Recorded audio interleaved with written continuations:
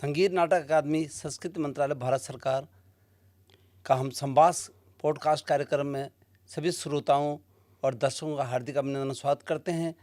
हमारे देश की सरकार यशस्वी प्रधानमंत्री नरेंद्र मोदी जी के द्वारा आजकल लोक संस्कृति या सांस्कृतिक उत्थान का जो कार्यक्रम चल रहे हैं, उसी कड़ी में हम अपने दूर पहाड़ के लुआरी गांव 72 वर्षीय देवाल चमोली क्षेत्र से अभी बसंती बिष्ट, जिनको 2017 में पद्मश्री मिल चुका है, और हम आज संगीत नाटक अकादमी के पोस्ट कार्ड स्टूडियो में आए हुए हैं और सभी दर्शकों को और श्रोताओं को उनसे रूबरू कराएंगे। दीदी, आपका बहुत बहुत धन्यवाद और नमस्कार। आप इतनी दूर पहाड़ों से चल के दिल्ली में आए। मैं सभी दर्शकों का धन्यवाद करती हूँ और आभार व्यक्त करती हूँ संगीत नाटक अकेडमी का, जिन्होंने हमें सदस्य बनाकर हम पर बड़ा उपकार किया और हम अपने संस्कृति के बारे में आप तक अपनी बात को पहुँचा सकते हैं। दीदी, बहुत सौभाग्य की बात है कि आप दूर पहाड़ों के कंदराओं से अपनी लोक की बात, अपने देव जो आध्यात्मिक प्रक्रिया हैं जिसमें पुरुषों का वर्चस्व था, आपने एक नारी होते हुए भी देव स्तुतियाँ और देवी देवताओं के गायन को बढ़ावा दिया। इसकी आपकी या जो रुचि कहाँ से जगी और कैसे हुई, अरे ये बताने की कोशिश करें।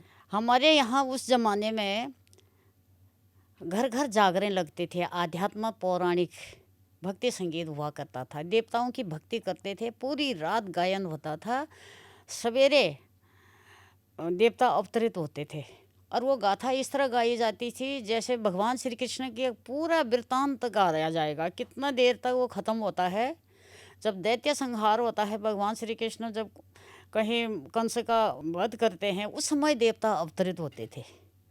तो वो घर घर होता था वो ज़माने में। दूसरा, हमारे यहाँ बहू बेटियों के खेतों में गीत, कंदराओं में गीत, जंगलों में गीत, नदियों में गीत, घास काटती हुई महिलाओं के गीत, कूटते हुए गीत, तमाम गीत होते थे, गीत गूंजते थे। मेलों त्योहारों में, रीति रिवाजों में, सब गीतों में विराजमान था सारे त्योहार रीति। तो वो चलता रहा काफ़ी दिन, लेकिन महिलाओं को तो बिल्कुल ही बंद था। हम तो जंगलों में जा कर के गाते थे, अपनी तृष्णा को जंगलों में हम मिटाते थे। जी जी। मेरी माता जी को सारा शास्त्र याद था, कंठस्थ था उनको। अब वो गाती थी कथा के आधार पर और मुझे सुनाती थी। रात को जैसे उन्होंने सो जाना है तो कहीं पर गा करके और कहीं कथा बोल करके वो मुझे सुनाती थी। तो जो कल कड़ी ख़त्म होती है वो मैं बोलती थी अगली रात को, वो वहाँ से मैं शुरू होती थी। तो हमारे यहाँ ये गाथाएँ जागरों के माध्यम से गाई जाती हैं।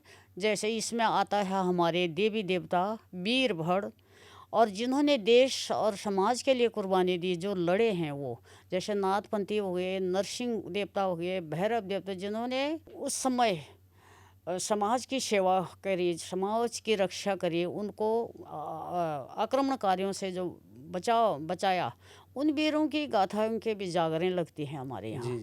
तो वो मैंने जब इसमें मैं पंजाब में गई, बाहर आए अपने पति के साथ, तो संगीत सीखा। तो मुझे लगा कि ये तो हमारे जागरों में, ये क्लासिकल जो है कि हमारे जागरों की धुनें ये यहाँ कहाँ से आ गई। जी जी। मुझे बड़ा हैरानी हुई। मैंने बोला ये तो हमारी धुनें हैं, और ये जागरों में कैसे आ गई। मालकौन सहरा, वो जितने भी बागश्री है, और ये मतलब कितने ही राग हैं जिनमें हमारी धुनें हैं जी। तो फिर मैंने माँ जी से, जब मैं इसमें 1996 में मैं ग्राम प्रधान चुनी गई अपने गांव की, तब मैंने इसके साथ साथ वो खोजना शुरू किया, अपने माता जी को रिकॉर्ड किया। जी। तो मुझे शास्त्रीय संगीत सीखने का ये फ़ायदा हुआ कि मैंने अंतरा, अस्थाई और खंड ये सीखा।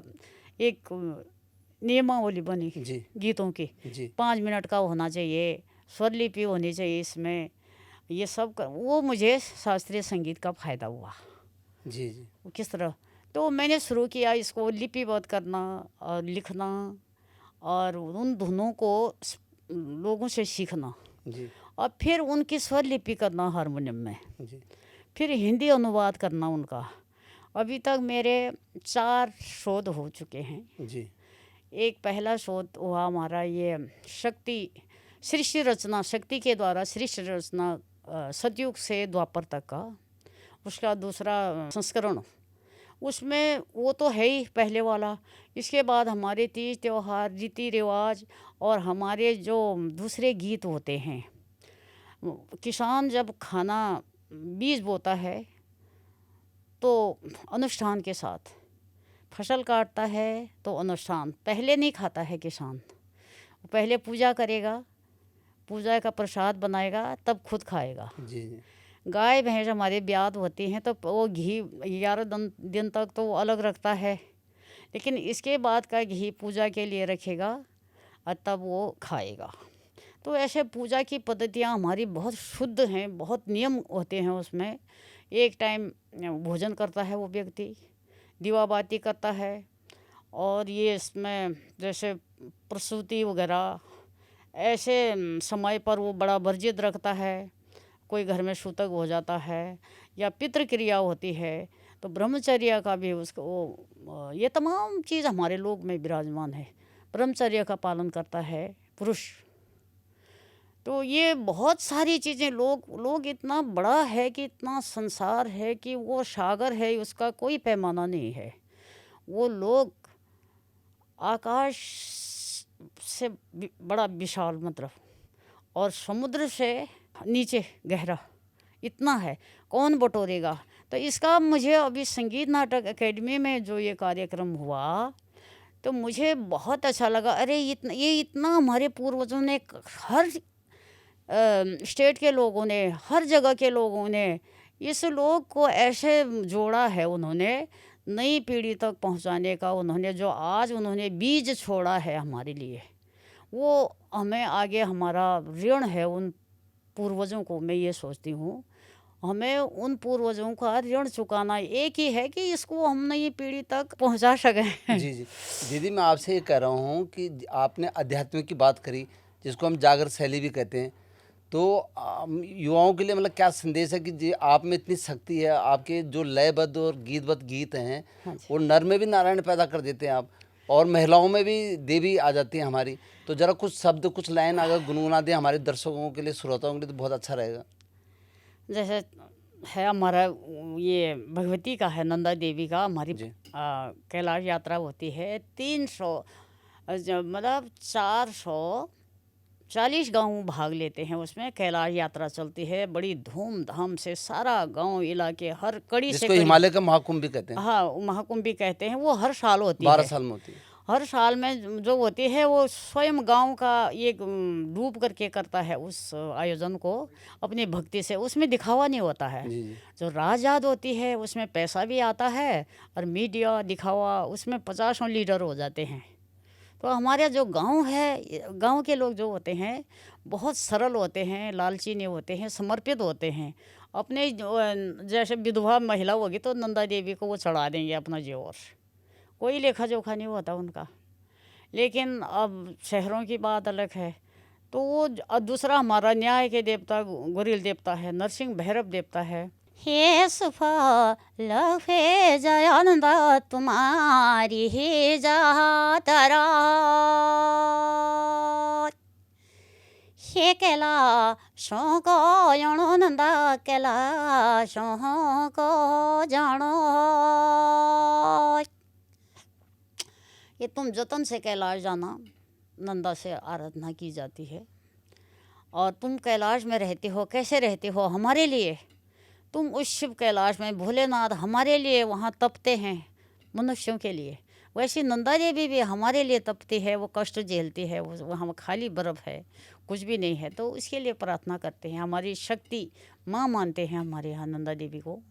तो हम पद्मश्री बसंती बिष्ट जी का हार्दिक अभिनंदन और स्वागत करते हैं, और संगीत नाटक अकादमी, संस्कृति मंत्रालय, भारत सरकार पे विशेष आभार करते हैं, जिन्होंने पॉडकास्ट संवाद कार्यक्रम में इतनी दूर से हमारे पद्मश्री बसंती बिष्ट, जो आध्यात्मिक जागर शैली में गाती है और लोक की बातें करती है। धन्यवाद, नमस्कार।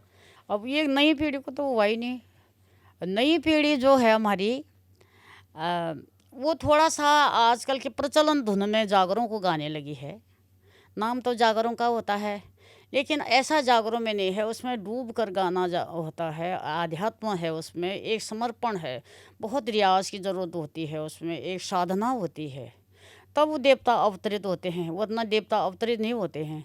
दूसरा, हमारे यहाँ बाल अभी बाजारीकरण हो गया, बाल खोल के रोडों में नृत्य हो रहा है महिलाओं को द्वारा, वो हमारे यहाँ वर्जित है। हमारे सिर में पल्लू डाल करके मर्यादा के अंदर नृत्य होता है, आपका अंग प्रत्यंग नहीं दिखाया जाता है उसमें, तो उस पर भी थोड़ा सा नियंत्रण होना चाहिए। अगर आप जागर गाते हैं तो आप थोड़ा मेहनत करें और उन लोगों को सुने, वाकई जो जगरिया हैं जी। और आप अपने आजकल क्या हो रहे हैं, खुद लिख रहे हैं केदार जाग, फलाना देवता जाग जाग, उससे नहीं होता है। भगवान तो जगे हुए है, सो तो इंसान रहा है, उनको जगाने की ज़रूरत नहीं है। उनके गुणगान, उनका यशोगान, उनके किए हुए कार्यों को आपको बताना है संसार को। तो ये तो बहुत बड़ा आपका लोक और आध्यात्म में बहुत बड़ा योगदान है कि जो आप राष्ट्रीय पटल में इसको लेके आए, आध्यात्मिक को और लोक शैली को दोबारा पुनर्जीवित किया। इसके लिए आपका हम विशेष धन्यवाद और आभार प्रकट करते हैं। इस वजह से तो आपको 2017 में लोक आध्यात्मिक के लिए पद्मश्री भारत सरकार ने सम्मान किया। आप यहाँ आए संगीत नाटक अकादमी, संस्कृति मंत्रालय, भारत सरकार के संभाग पोस्टकास्ट कार्यक्रम में धन्यवाद। नमस्कार। जय भारत, जय उत्तराखंड।